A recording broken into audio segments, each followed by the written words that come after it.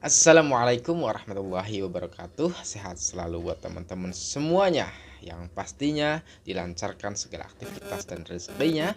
Amin amin ya rabbal alamin. Baik teman-teman, kalau kita membahas terkait berlangsungnya carok antara Hasan dengan saudaranya Wardi vs siapa Matardam dan Matanjar itu, yang katanya ada dua orang lagi yang meninggal, siapa Hafid dan Najahri tersebut ya.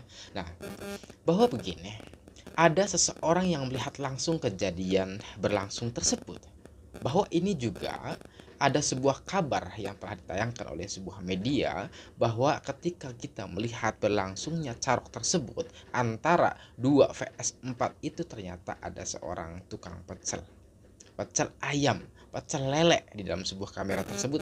Bahkan dikabarkan oleh seseorang atau sebuah media tersebut juga, ternyata tukang pecel itu masih buka.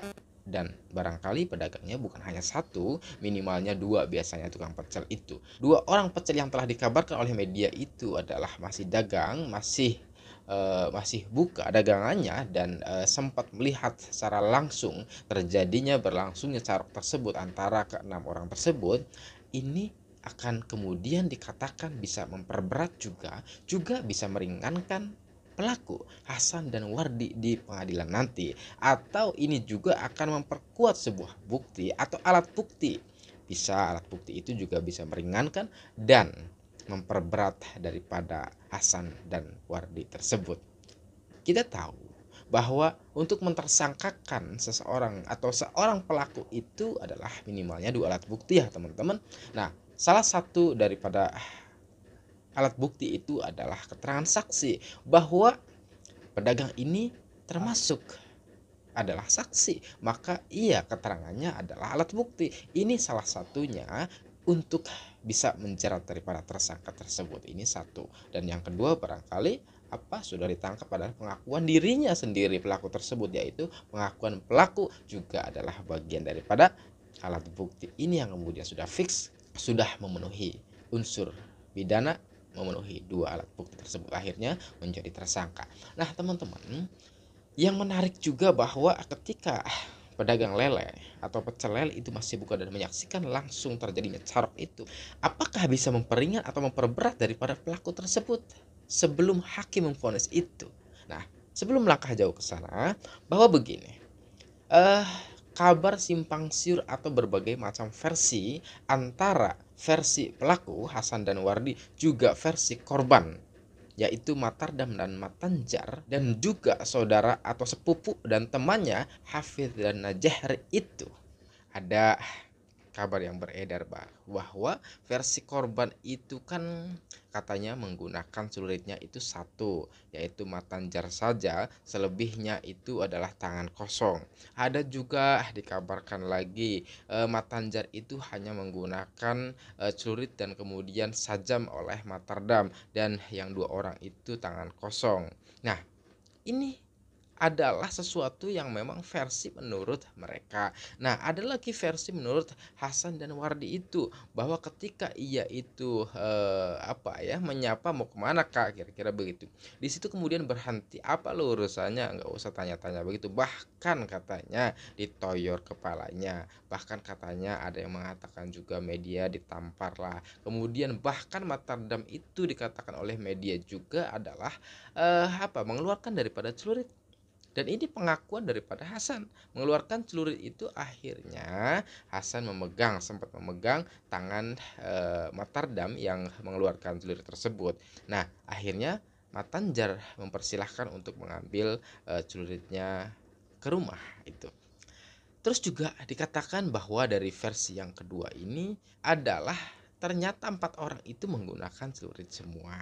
Kemudian ada juga dikatakan bahwa keempatnya itu menggunakan sajam semuanya. Misalkan Matanjar itu menggunakan celurit, ada yang juga yang mengatakan yang lainnya adalah menggunakan sajam dan sebagainya. Nah, artinya adalah keempatnya itu menggunakan benda tumpul atau benda tajam tersebut, yaitu tujuannya memang untuk carok. Nah, teman-teman, bahwa dua versi atau dua persepsi yang berbeda ini yang pada akhirnya adalah membuat kemudian kita beranalisa siapa yang benar dan siapa yang salah.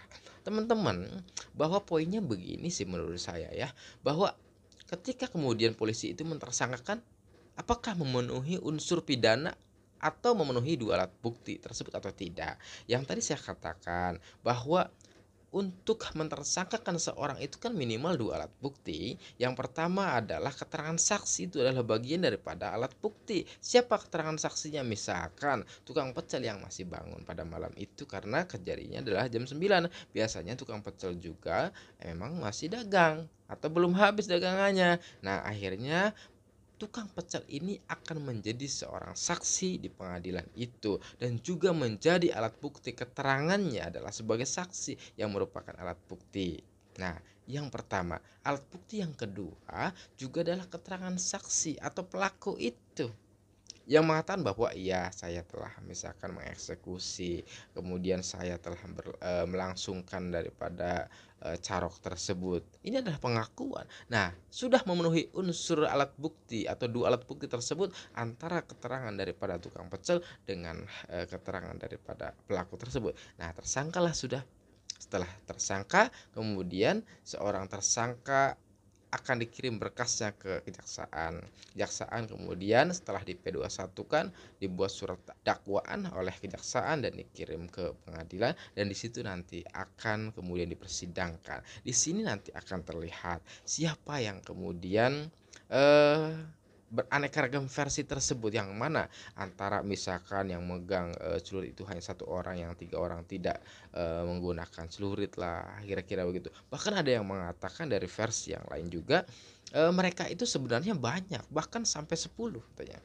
Dikatakan juga bahwa oleh Kapolres mereka itu 5 sampai 10, bahwa yang meninggal 4, dan bahkan dikatakan oleh sebagian media itu adalah yang satu orang dari 5 orang itu dilepaskan, entah sebagai bukti atau apalah ya kira. Nah, beraneka ragam versi ini nanti akan terjawab di pengadilan.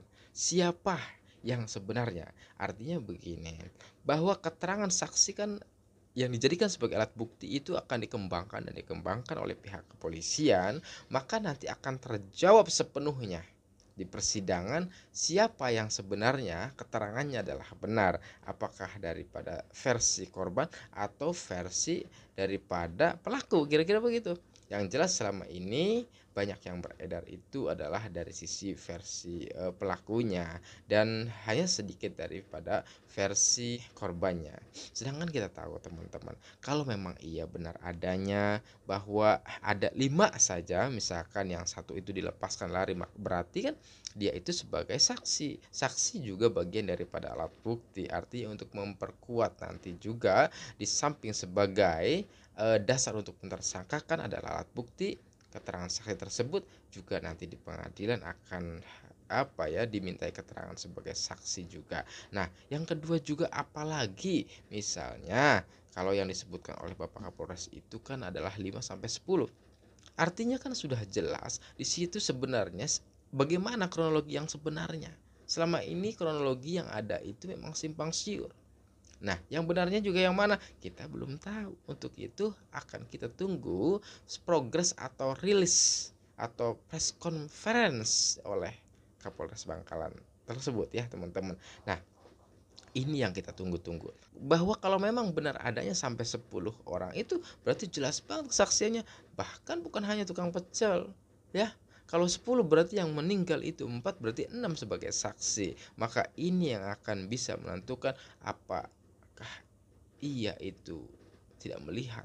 Ketika melihat, kemudian siapa yang merekam, melihat langsung kejadian yang sebenarnya, kan kita juga berpikir skeptisisme kita juga apa ya, bilang bahwa 10 orang loh, kalau memang benar 10 orang berarti mau ngeroyok dong. Ini bukan lagi bersifatnya adalah carok, karena mau ngeroyok 10 orang. Nah, ini kesimpang siuran ini akan terjawab melalui banyak saksi tersebut. Kalau benar adalah 10 berarti 6 orang itu adalah sebagai saksi nanti akan disidangkan. Kalau memang 5 berarti 1 orang itu sebagai saksi. Kalau memang pecel lele ini masih buka, bahkan tukang pecel lele ini lebih daripada 1 maka mereka ini akan dijadikan sebagai saksi, diminta keterangan oleh hakim. Kira-kira begitu. Nah, di sini ada sebuah kejelasan nantinya.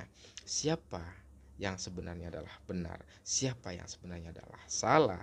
Yang jelas begini ya teman-teman, bahwa kasus Carok ini memang menarik untuk dibahas. Karena apa? Ada sebuah bahasa tadi ya, gentleman. Jarang-jarang orang berani Carok itu. Yang ada mentoknya adalah berantem, misalkan berantem dengan tangan kosong, duel dan disaksikan banyak kawannya. Dan ini luar biasanya adalah duelnya menggunakan satu sama lain alat, dan itu sudah disepakati.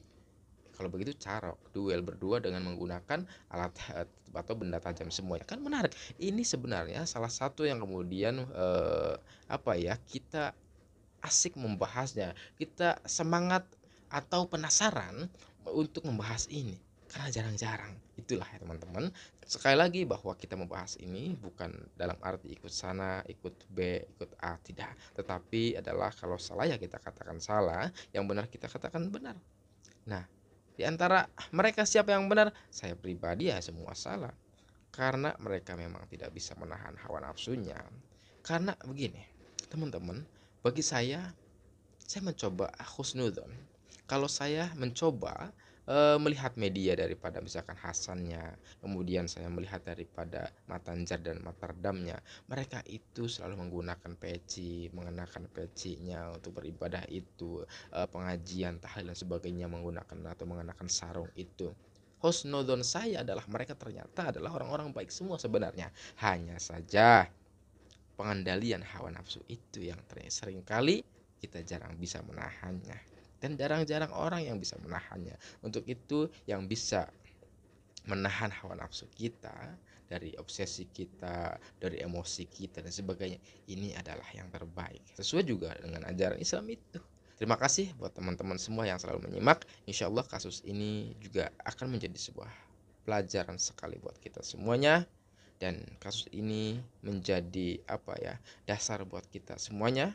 Apakah pembelajaran ini akan dibawa untuk kebaikan diri kita, atau memang pembelajaran ini akan memperburuk kita? Bahkan bisa saja kalau hal yang buruk itu kita tiru, maka akan menjadi outputnya adalah buruk. Ketika sesuatu yang baik, misalkan bahwa yang demikian itu adalah dilarang oleh agama, Carok itu misalkan merugikan keluarga dan manusia satu sama lain, kelompok satu sama lain, maka tidak boleh ditirunya. Maka ini menjadi pembelajaran baik. Untuk itu akan dibawa kemana fakta atau realita ini tergantung pada kita. Insya Allah kita semua bisa membawa itu atau pelajaran itu kepada ranah yang lebih baik. Terima kasih. Wassalamualaikum warahmatullahi wabarakatuh.